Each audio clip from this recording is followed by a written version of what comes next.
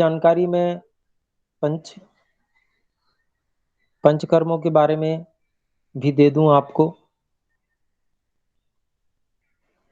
उसमें जैसे वमन है तो इसमें एक काढ़ा बनाया जाता है,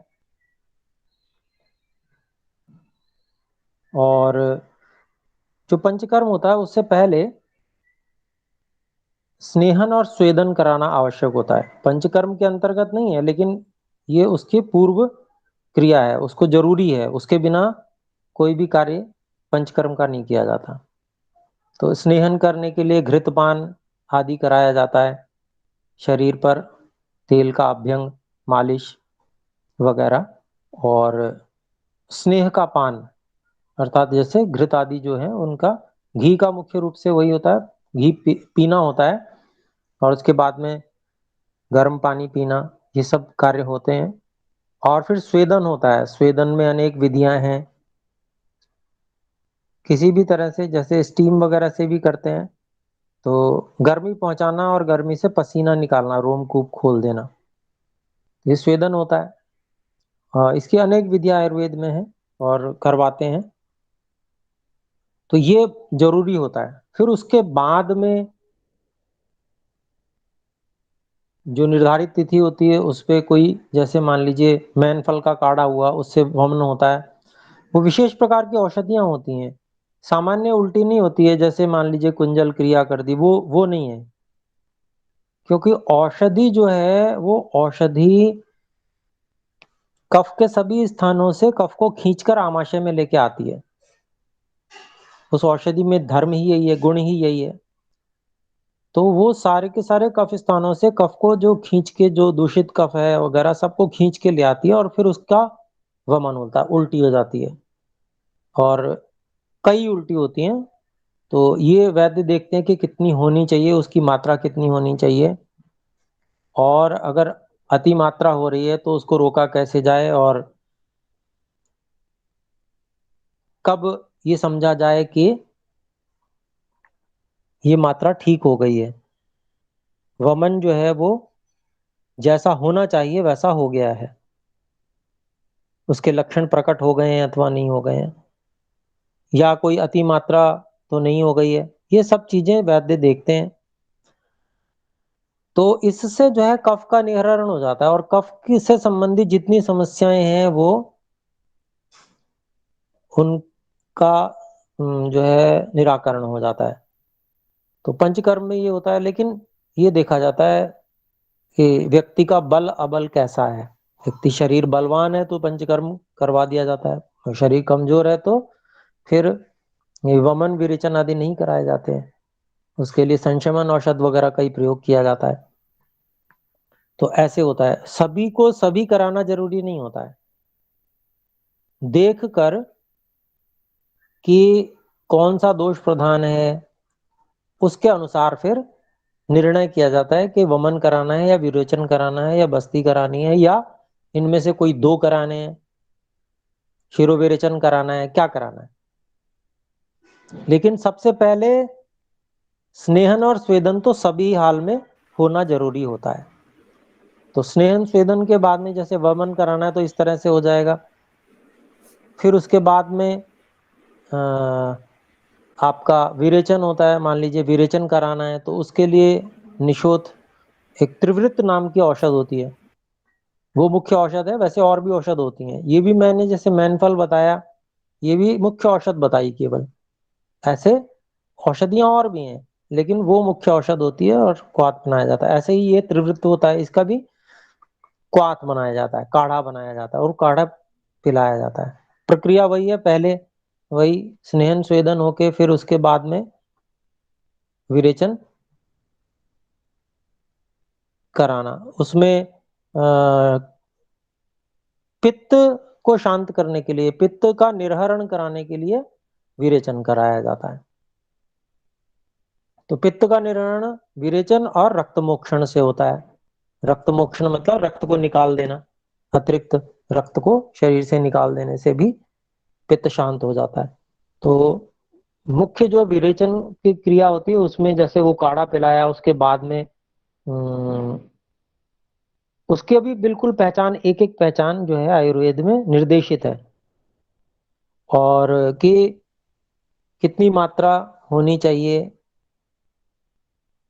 और कितनी बार होना चाहिए, उसमें क्या लक्षण प्रकट होंगे, अति ना हो जाए तो अति में क्या लक्षण होते हैं, पहले क्या होना चाहिए, फिर उसके बाद मतलब कफ कब निकल रहा है, कब वायु निकल रही है, वो सारा ध्यान रखा जाता है। और परिमाण भी देखा जाता है मल का। ऐसा नहीं है कि छोड़ दिया, बाकायदा उसका कितना मात्रा में मल निकला है, उसके पूरा वजन वगैरह सब कुछ किया जाता है। वो पूरा वैद्य लोग, पूरी व्यवस्था होती है। तो कुछ भी ऐसे ही अंधाधुंध नहीं होता, बहुत सब कुछ सिस्टमेटिक है बिल्कुल। और फिर उसको देखा जाता है, लक्षण प्रकट हो जाते हैं कि हाँ भाई इतना ही होना चाहिए, इसके बाद नहीं होना चाहिए। तो अगर हो रहा है तो फिर उसको रोकने की व्यवस्था, तो सब कुछ देखी जाती है। और फिर आपका शिरोविरेचन के बारे में जैसे मैंने आपको बताया, प्रधमन आदि करके हाथ में कुछ औषध का चूर्ण लेके और फटक दिया जाता है, तो उससे फिर छींक वगैरह आना शुरू हो जाती हैं, या नाक बहना शुरू हो जाता है ऊपर से, कफ जो है निकलने प्रारंभ हो जाता है पूरा। तो इस तरह से होता है। और फिर आपका बस्ती, बस्ती जो है वो वात के शमन के लिए होती है। शरीर में कहीं वात प्रकोपित हो तो बस्ती उसके लिए सर्वश्रेष्ठ उपाय होता है।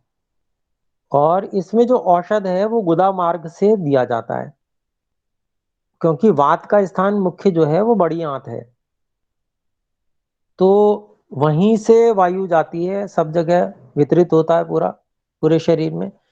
तो उस जगह पे यदि तेल आदि स्निग्ध पदार्थों को दे दिया जाए तो वात का शमन हो जाता है।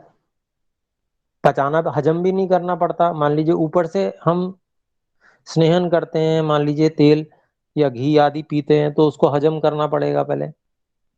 फिर हजम होके फिर वो अवशोषित भी हो जाएगा कुछ वहां से, छोटी आंत में, और आगे फिर बढ़ेगा। तो मतलब पाचन क्रिया का सारा सिस्टम उसमें होगा, इन्वॉल्व होगा वहां पर। लेकिन नीचे से गुदा मार्ग से दे देने से बस्ती, उसके पाचन की कोई समस्या ही नहीं है। जितना वो बड़ी आंत में उसका पाचन होना होगा और जो भी वहां से अवशोषण होना होगा वो हो जाएगा, शेष निकल जाएगा। तो ये होता है। तो इसमें दो प्रकार की बस्तियां होती हैं, एक को आस्थापन बस्ती कहते हैं, एक को अ, मतलब एक स्निग्ध बस्ती होती है और एक रूक्ष बस्ती होती है। निरूह बस्ती कहते हैं रूक्ष बस्ती को। और हाँ, आस्थापन और अनुवासन। तो अनुवासन जो है स्निग्ध बस्ती होती है। तो ये जो क्रम से कराई जाती हैं, अब वैद्य लोग निर्णय करते हैं कैसे कैसे करना होता है। तो उसमें क्या है कि जैसे जो रुक्ष बस्ती होती है उसमें क्या है, औषधियों के क्वाथ होते हैं, औषधियों के काढ़े होते हैं। ठीक है, वो रुक्ष औषधियां भी होती हैं, और उसके साथ में कुछ जो स्निग्ध पदार्थ वो भी दिया जाता है। बिना स्निग्ध पदार्थ के कभी भी कोई भी वस्ती नहीं होती। जो स्निग्ध वस्ती होती है, अर्थात जो अनुवासन वस्ती होती है, उसमें तो पूरी तरह से तेल आदि पदार्थ ही होते हैं, जो संस्कृत तेल होते हैं, विभिन्न औषधियों से सुसंस्कृत किए हुए तेल आदि पदार्थ होते हैं मुख्य रूप से। घृत भी हो सकता है, तेल भी हो सकते हैं। ठीक है, तो वो होते हैं अनुवासन वस्ती में। लेकिन जो आस्थापन वस्ती होती है, रूक्ष वस्ती जिसे कहते हैं, उसमें तेल की मात्रा भी रहती है लेकिन काढ़े भी रहते हैं। तो रूक्षण की मात्रा सीमित रहे, बहुत ज्यादा रूक्षण ना हो जाए, इसके लिए साथ में तेल आदि भी दिया जाता है। तो वो कुल मिला के पदार्थ जो बनता है उसको, अ, जैसे जो बकरा होता है, बकरा मरने के बाद में उसका जो मूत्राशय होता है वो इस प्रकार का होता है कि उसमें औषध भर दी जाए तो वो एक झटके में पूरी वो औषध, जैसे पिचकारी होती है उस तरह से जा सकती है। गुदा मार्ग से बड़ी आंत में। तो उसका प्रयोग किया जाता था। अब आजकल क्या प्रयोग किया जाता है वो तो पंचकर्म जहाँ होता है वे लोग ही बताएंगे। हो सकता है अभी भी होता हो, और भी कोई सिरिंज वगैरह से भी कर सकते हैं या जैसे भी करते हो। लेकिन मतलब पहले तो इसी से होता था जो वर्णन आता है, इसीलिए इसका नाम बस्ती भी है। बस्ती क्या कहते हैं, मूत्राशय को ही बस्ती कहते हैं। तो बकरे की वो ली जाती थी, उसमें औषध भरी जाती थी, और एक विशेष स्थिति में जैसे करवट से लिटाकर और पैरों की साइड से थोड़ा सा, जो लेटने का स्थान है जैसे तख्त वगैरह होता है, उसको पैरों की साइड से थोड़ा सा ऊंचा रखा जाता है, जिससे कि आसानी से जो जिसको कहते हैं ना गुरुत्वाकर्षण से औषध आसानी से अंदर चली जाए। तो इस तरह से करवट से लिटाकर और फिर वो बस्ती से औषध को गुदा मार्ग से अंदर पहुंचा दिया जाता है। और फिर इससे पहले मलमूत्र आदि का अगर वेग होता है उसको पहले ही उससे निबट लें, क्योंकि वो कुछ देर ठहरना चाहिए। मान लीजिए रात को दिया तो रात भर ठहरेगी वो, फिर सुबह जब मल त्याग आदि की इच्छा होगी तो वो उसके साथ में द्रव्य जो अतिरिक्त बचा हुआ है वो निकल जाएगा। इस तरह से विधि होती है। तो इस तरह से जैसे रूक्षण हुआ, रूक्षण क्यों होता है, इसलिए होता है कि वो अ, जैसे सारे शरीर में वहां से वायु का प्रवाह रहता है, और रूक्षण इसलिए होता है कि जहां जहां अभिष्यंद हो, अभिष्यंद कहते हैं जहां जहां स्रोतों का अवरोध हो, अवरोध है ना, जहां स्रोतों का अवरोध होता है वो अवरोध ही कारण होता है वायु की समस्या का। क्योंकि वायु की समस्या होती है वो किस लिए होती है, वो इसलिए होती है कि हमें जो पीड़ा हो रही होती है वहां पर अवरोध होता है। वहां पर अवरोध होने के कारण से धातुओं की पूर्ति नहीं हो पाती। धातुओं की पूर्ति हो जाए तो वहां पर जो वायु का स्थान बना हुआ है जिसके कारण से पीड़ा हो रही है वो ना रहे, तो अवरोध होता है। और शरीर में धातुओं की पूर्ति करने के लिए ये नियम है कि पहले वायु जाएगी, जगह को साफ करेगी, और उसके बाद में वहां धातुओं की पूर्ति होगी। ये नियम है, क्रम है, ये ईश्वर का बनाया हुआ है। तो जब जहां पर मान लीजिए कोई चोट लगी है या कोई किसी कारण से वहां पर दर्द हो रहा है, वायु के कारण से वहां पर दर्द होता है, तो वायु वहां पर ठीक भी नहीं हो रहा, मान लीजिए बहुत लंबे समय से है, तो क्या कारण है, वहां पर धातुओं की पूर्ति नहीं हो पा रही है। वायु तो कोशिश कर रही है वहां जाने की, वहां जो रुकावट है उसको साफ करने की कोशिश कर रही है, पर वो साफ हो नहीं पा रही, इस कारण से बहुत दर्द हो रहा है। ये स्थिति होती है। तो वो अभिष्यंद, वो जो रुकावट है, वो कैसे साफ होगी, उसके लिए रूक्षण किया जाता है। क्योंकि रुकावट है वो कैसे पदार्थ की होगी, चिपचिपे पदार्थ की होगी, कोई ऐसा पदार्थ होगा जो वहां अटक रहा होगा, है ना। तो इस कारण से फिर रूक्षण क्रिया कराने से वहां पर वायु का वेग तेज बढ़ता है, और वहां से वो अवरोध हटता है। तो ये अवरोध हटाने के लिए हुआ। और जो स्निग्ध वस्ती जो क्रम से दी जाती है, पहले रूक्ष फिर उसके बाद स्निग्ध, फिर रूक्ष फिर स्निग्ध, ऐसे तो अनेक बार दी जाती है। तो स्निग्ध वस्ती क्या करती है, वहां पर स्नेह पहुंचा देती है। अब स्नेह पहुंच जाने से वायु शांत हो जाती है, धातुओं की पूर्ति हो जाती है। तो ये जो सर्वश्रेष्ठ तरीका है वात के रोगों को दूर करने का, और आधुनिक चिकित्सा पद्धति में कोई उपाय ही नहीं है वात के रोगों को भली प्रकार से ठीक करने का, उनके पास कोई उपाय नहीं है। ये सबसे बड़ी उनके पास में समस्या है, और वो इन सिद्धांतों को भी समझते नहीं है। वायु तो उनको किसी क्या कहते हैं उपकरण से दिखती ही नहीं, क्योंकि वो दिखने योग्य है भी नहीं।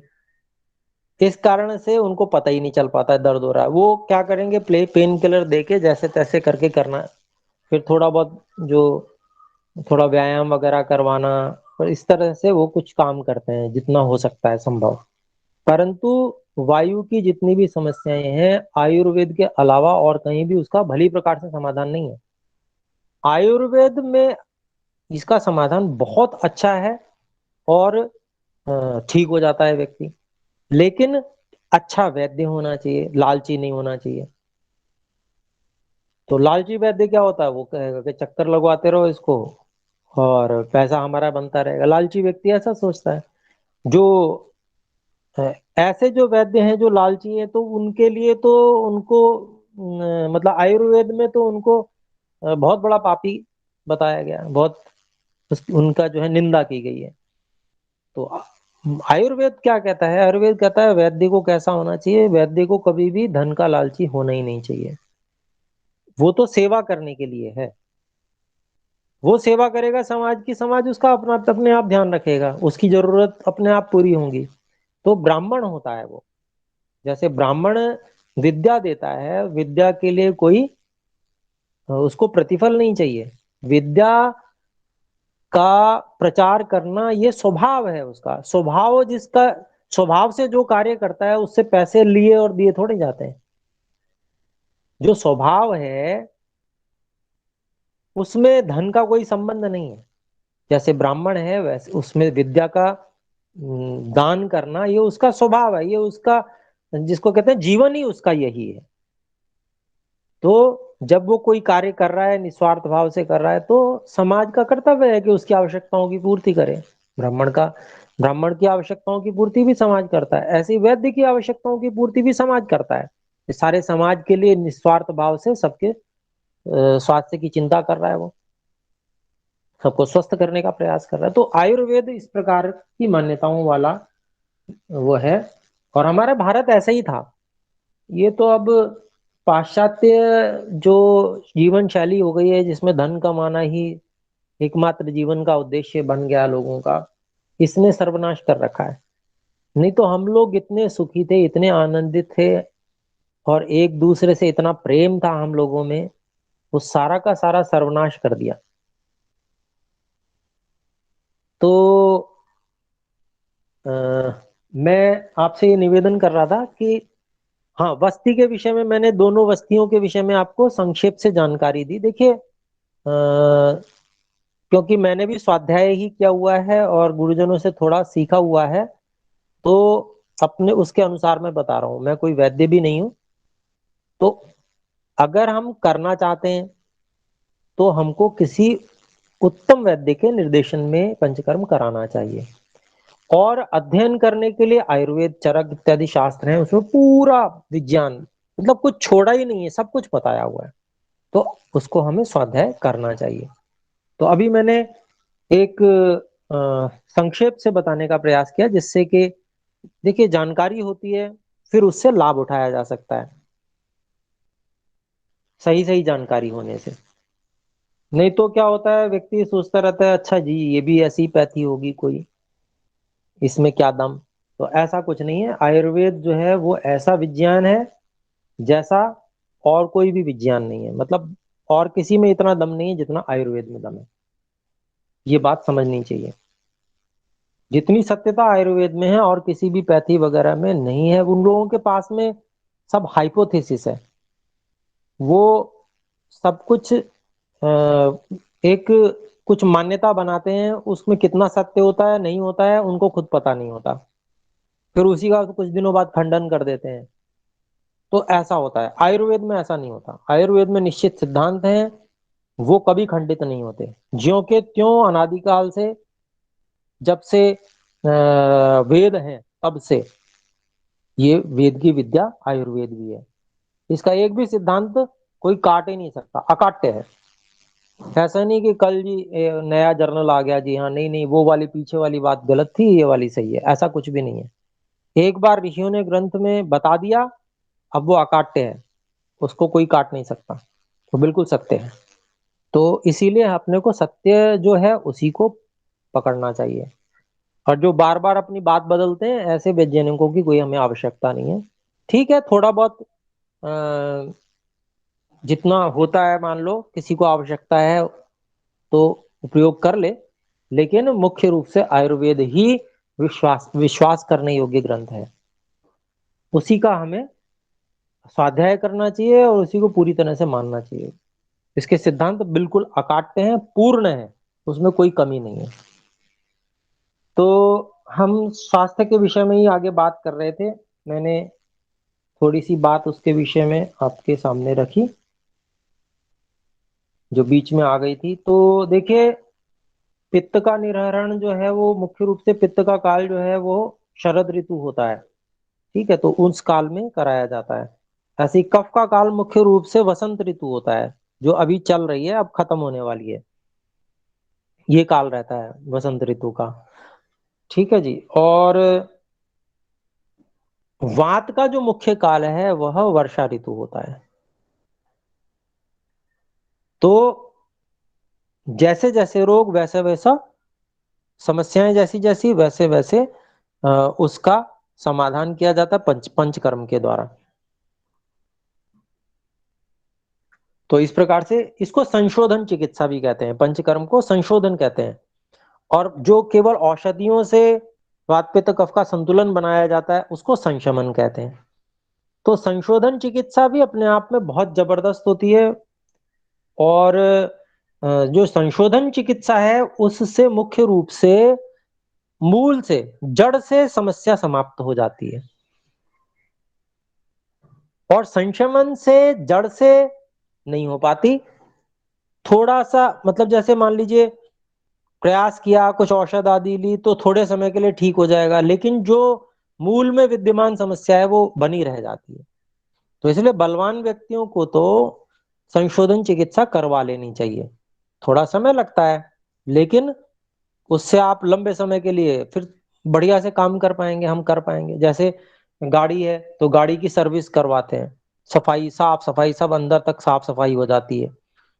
इसी तरह से जैसे गाड़ी की सर्विस होती है, ऐसे शरीर भी हमारी गाड़ी है, इसका भी हमको सर्विसिंग करा लेनी चाहिए। तो यही है, ये पंचकर्म इसकी सर्विसिंग है।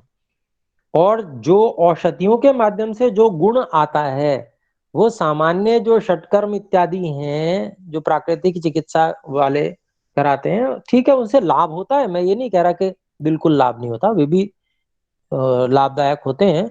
पर जिस स्तर का लाभ इन सब औषधों के माध्यम से वात पित्त कफ के निर्हरण होकर अच्छी प्रकार से उनके स्थानों से खींच कर लेके आते हैं ये औषध, है ना, इनको दोषों को, और फिर उसका निर्हरण होकर जो बिल्कुल शुद्धि होती है, तो उस शुद्धि का कोई किसी से भी कोई मुकाबला नहीं है, ऐसा समझ लीजिए।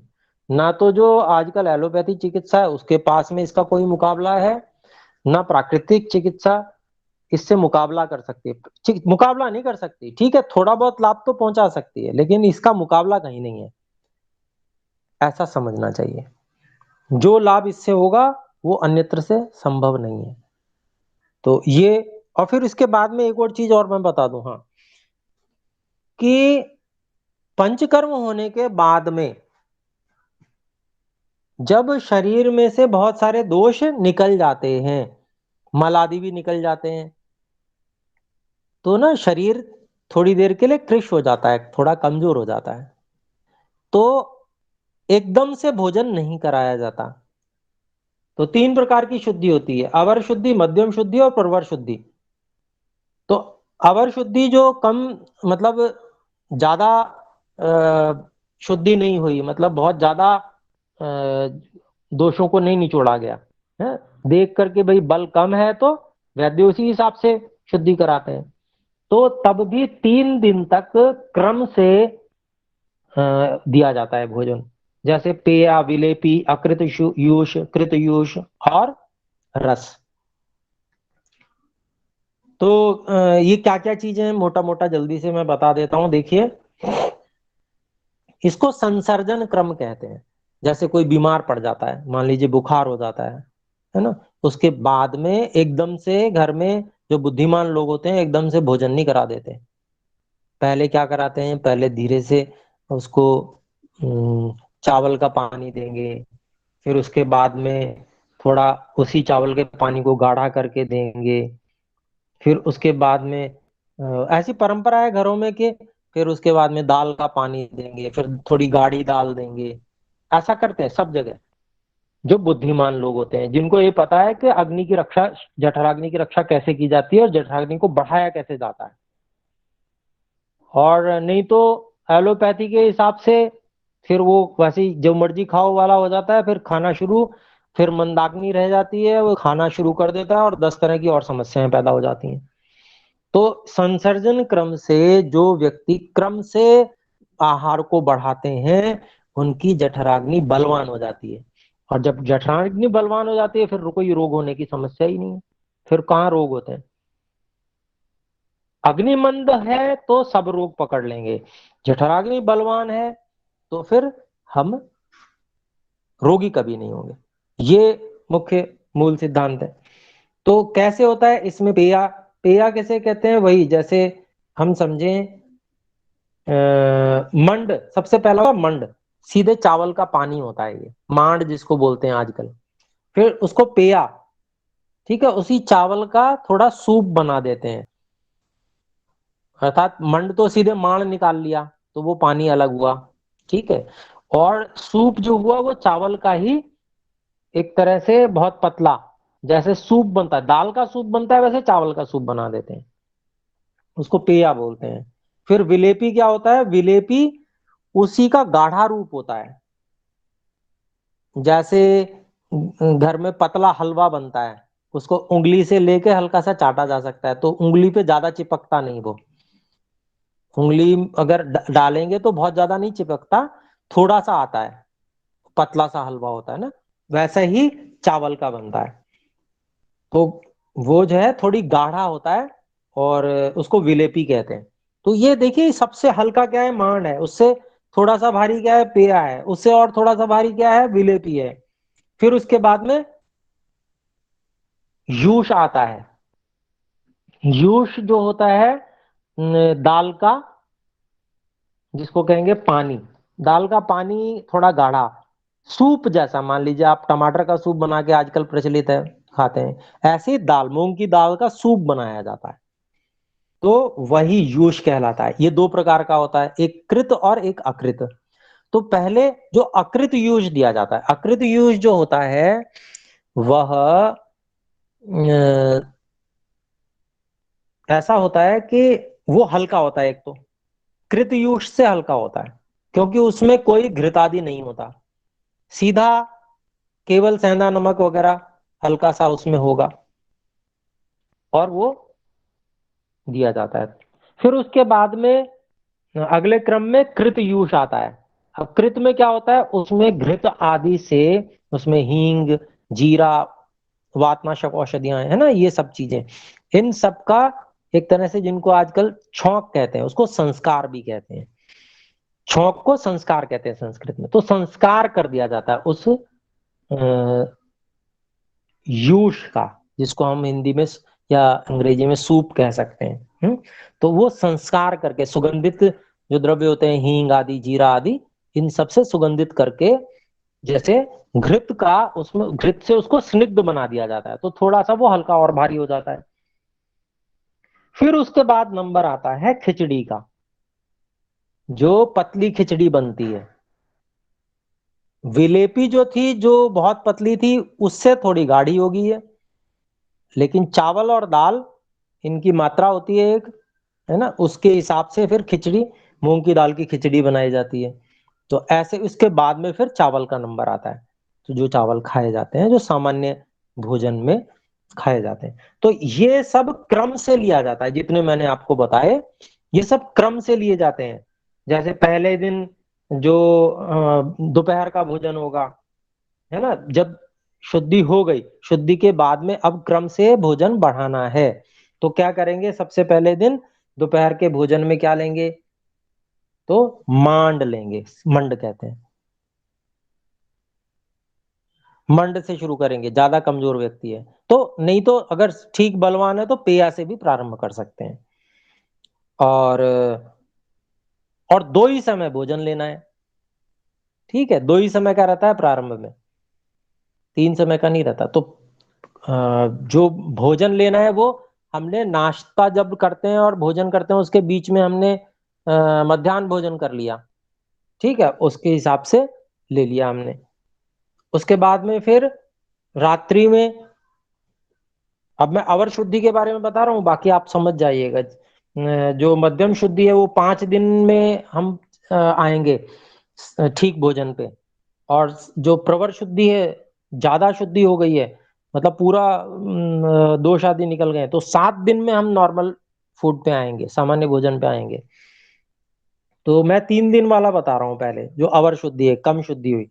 तो पहले दिन जो है भोजन में पेय ली, और सायंकाल जो है विलेपी ले ली, है ना, सायं भोजन में। फिर दूसरे दिन जो भोजन में अकृतयूष ले लिया, सायंकाल जो रात्रि का भोजन है उसमें कृतयूष ले लिया। और फिर उसके बाद में तीसरे दिन कृतयूष के साथ में कुछ कटहल आदि इस प्रकार के जो ज्यादा प्रोटीन वाले हैं, इस तरह के, इनका सूप बना लिया, तो उसको लेते हैं। और फिर उसके बाद में धीरे धीरे खिचड़ी पे आ जाते हैं, रात्रि के भोजन में खिचड़ी पे आ जाएंगे, फिर खिचड़ी के बाद में फिर सामान्य भोजन पे आ जाएंगे। तो ये 3 दिन का क्रम मैंने आपको बताया। इसी तरह से इसी को विभाग कर लिया जाता है 5 दिन में, 7 दिन में। तो ये क्रम हमको आना चाहिए, जिसको जठराग्नि की रक्षा करनी है, बहुत सीधी सी बात है, वो उसको ये क्रम लेना चाहिए। इस क्रम से जब भोजन करेंगे तो भूख बढ़ती चली जाएगी और व्यक्ति धीरे धीरे बलवान हो जाएगा। और एकदम से भोजन शुरू कर दिया पहले ही दिन, वो व्यक्ति कभी बलवान हो ही नहीं सकता। और गैस, बदहजमी, सब चीजें उसको बराबर होती रहेंगी। तो इसलिए जो क्रम बताया गया इस ढंग से अपने को करना चाहिए। समय अधिक हो गया, क्षम्यतावाद। तो ये विषय मैंने लिया, अब आगे और भी इसमें आपको काफी कुछ बताना है। तो आइए एक बार ओम का उच्चारण करें। ओ